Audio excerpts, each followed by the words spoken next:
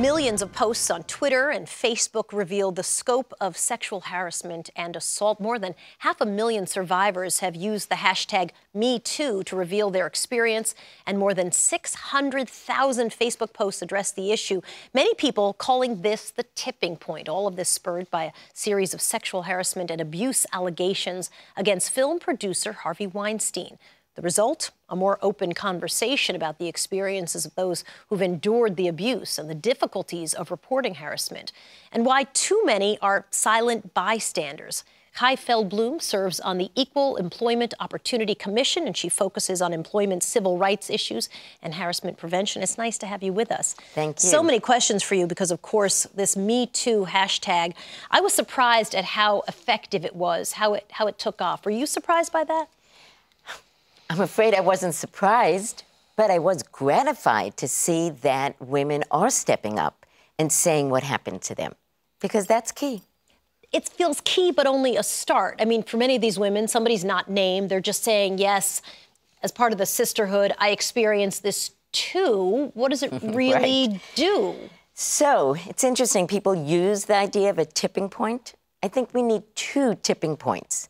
Right? One's a tipping point about conversation and information, but the other tipping point is about change, right? In the work that I've done at the Commission, one of the mottos that I loved was a James Baldwin statement that said, "Not everything that is faced can be changed, but nothing can be changed until it is faced." Now we are hopefully getting more of a focus on this.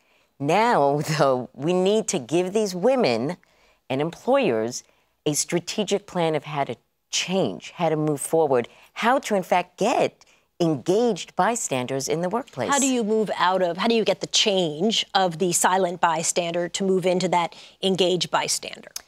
Right, leaders have to decide that it's better to do something different than they've done before. You know what they've done before? They have swept things under the rug. They have gotten rid of the people who complained.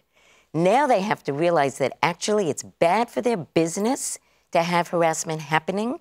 But often in companies, there are people who are just making a lot of money for the company or well-known, and employers make the wrong cost-benefit decision. They decide that it's more costly to get rid of the person than to pay off the people raising the problems. It's not. I mean, the research shows that overall, in terms of impact on business, keeping on a toxic worker will ultimately have higher costs. We have to have supervisors realize that if someone comes to them with a complaint, that they almost take it as a gift.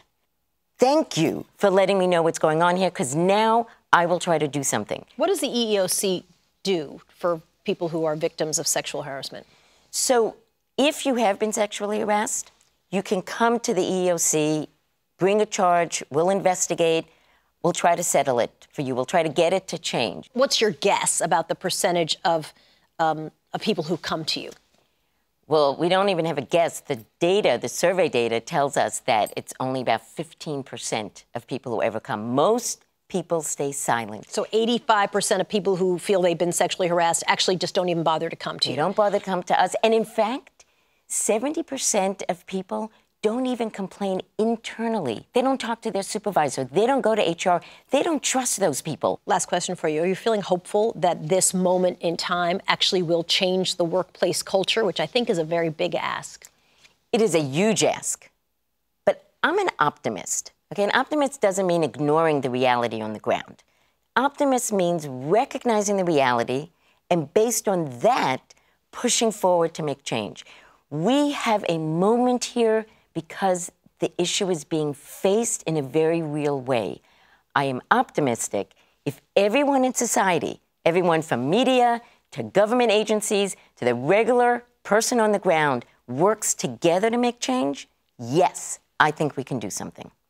Kai Feldblum is an EEOC commissioner. It's nice to have you with us. Thank you. Thank you. It's been a delight.